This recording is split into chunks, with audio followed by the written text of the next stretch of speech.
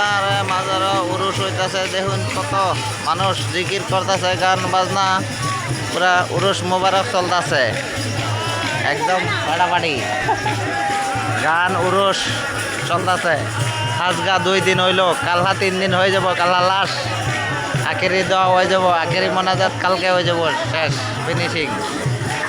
আজকে আমরা আইলাম আখেরি দোয়া লইয়া, কালকে আমরা যামুগা লাশ। আপনারা দেখালেন সবই,